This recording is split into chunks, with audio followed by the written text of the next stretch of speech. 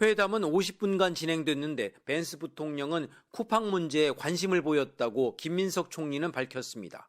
구체적으로 쿠팡에 어떤 문제가 있냐고 물었는데 국민 상당수의 개인정보가 유출됐는데도 보고가 지연된 점, 또 대통령과 총리를 향한 근거 없는 비난을 했다는 점을 명확히 지적했다고 공개했습니다. 쿠팡 투자 회사들은 한국 정부가 쿠팡을 차별 대우했다고 주장하는데 이게 허위라는 걸 자신의 발언록 전문 그리고 보도자료를 영문으로 번역해 전달하며 설명했다고 했습니다. 벤스 부통령은 그에 대해서 아마 한국의 시스템 하에서 뭔가 법적인 문제가 있었을 것이다 라고 짐작한다라고 이해를 표시했습니다. 참석자들이 고개를 끄덕였다고도 했습니다. 미국 굴지의 기업도 아닌 쿠팡의 문제가 부통령 입에서 나온 것이 예사롭지 않다는 지적에 대해선 이렇게 답했습니다. 한미 양국의 정상 간에 특정 기업이 로비로 흔들 수 있을 정도의 관계를 넘었습니다. 그거보다 훨씬 단단해져 있다. 그러면서 쿠팡의 행태는 한마디로 법에도 상식에도 미달한다고 단언했습니다. 너무 반미국 기업적이다. 우리가 미국 기업이라고 할 때는 우리가 최소한의 글로벌 스탠더드를 가지고 있는 것인데.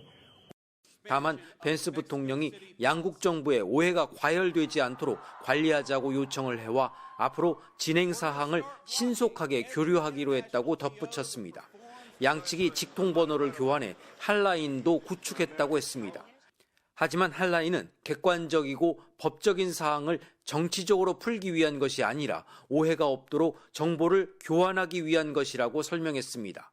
현재 진행되는 쿠팡에 대한 법적 행정적 절차가 흔들리지 않을 거란 뜻입니다. 벤스 부통령은 이렇게 쿠팡에 대해 물었지만 북한에 대해선 조언을 구했다고 했습니다. 김정은 위원장과의 관계 개선 방안을 물어와 특사 파견을 제안했다고 밝혔습니다. 또한 조선협력과 핵잠수함 건조, 핵연료 재처리 등 정상회담의 결과는 구체적 시한을 정해 실행하기로 했다고 했습니다. 워싱턴에서 MBC 뉴스 김재용입니다.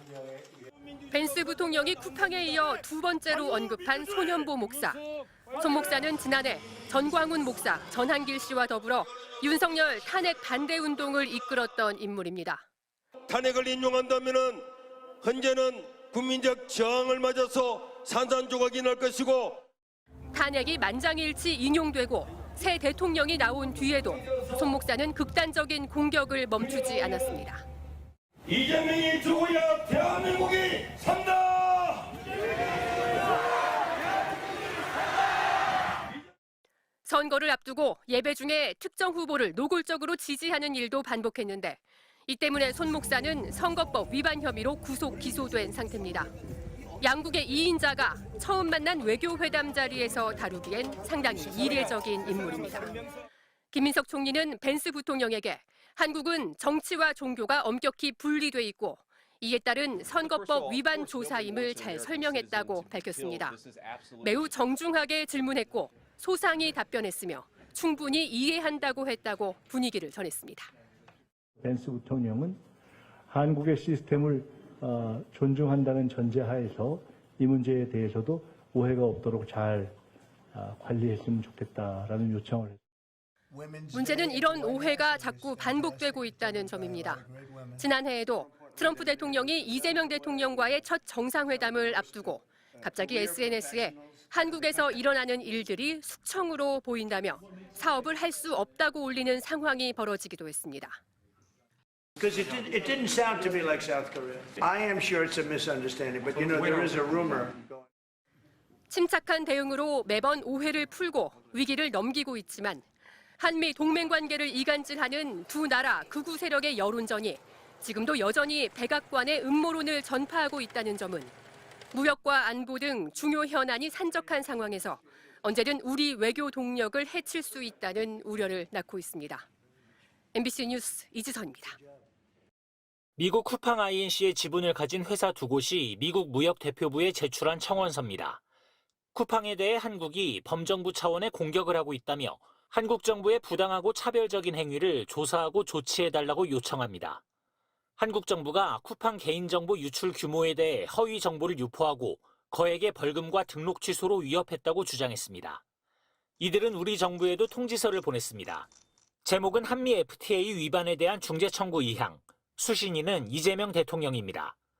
이들은 정부가 좋아하는 한국과 중국 회사들을 위해 성공한 미국 회사의 능력을 제거하려 했다고 주장했습니다. 한국 정부가 친중이어서 미국 기업을 공격했다는 뜻입니다. 개인정보 보호를 강조한 대통령의 발언조차 쿠팡에 대한 정부의 공격이라고 했습니다. 국민들한테 피해 주고 그러면 엄청난 경제제들 다 당한다. 잘못하면 회사 망한다. 이 생각이 들게 만들어야 됩니다. 3천만 명의 정보가 유출된 나라 정부의 대응을 두고도 베네수엘라나 러시아 같은 전체주의 국가에서나 볼 수 있는 일이라며 즉시 공격을 중단하지 않으면 수십억 달러의 손해배상을 요구할 수 있다고 협박했습니다. 이런 청원을 한 쿠팡 투자사는 그린옥스와 알티미터 두 곳. 이 두 회사는 공시 대상조차 안 되는 각각 1% 미만의 쿠팡 지분을 갖고 있습니다.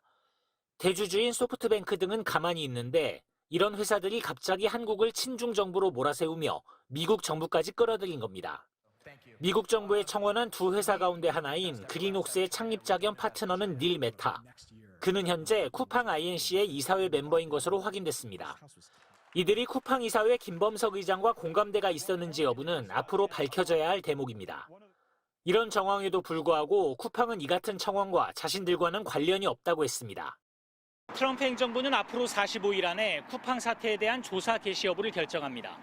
쿠팡 때문에 거의 전 국민 개인정보가 유출된 데 이어 한미 양국의 심각한 무역 분쟁까지 우려되는 상황이 됐습니다.